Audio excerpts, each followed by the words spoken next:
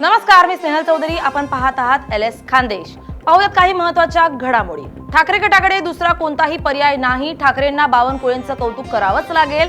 बावनकुळेंच्या कामावर टीका केली तर लोक जोडानं मारतील. किशोर पाटलांचं वक्तव्य. नागपुरात 18 जुलै रोजी रामरक्षा पठण करणार.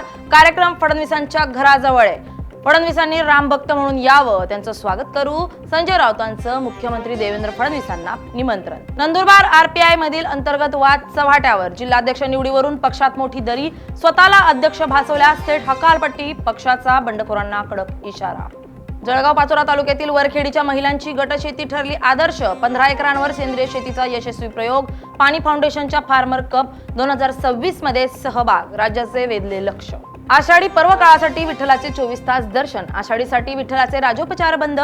पंढरपुरात भक्तांच्या भक्तीचा महामेळावा. पंढरी आषाढीच्या भक्तिरसात न्हाऊन निघाली. धरणगावात श्रीराम मंदिरासमोर रामरक्षा पठण. अयोध्येतील कथित दान चोरी प्रकरणाचा निषेध. चिमुकल्यांनी काढलेली आकर्षक दिंडी ठरली आकर्षणाचा केंद्रबिंदू.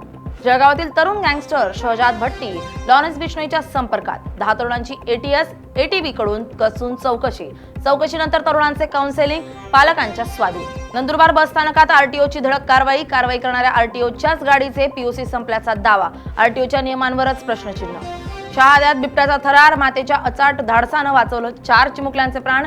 वाघिणीसारखी धावून आली आई. स्वतः जखमी होत मुलांना काढलं बाहेर. अमळनेर हादरलं. दागिने देण्याचे आमिष दाखवून विवाहितेचे मुलासह अपहरण. मायलेकांना 2 महिने डांबलं. जीवे मारण्याची धमकी. नराधमानं ओलांडल्या क्रूरतेच्या सर्व सीमा. या होत्या काही महत्त्वाच्या घडामोडी. पाहत रहा LS खानदेश.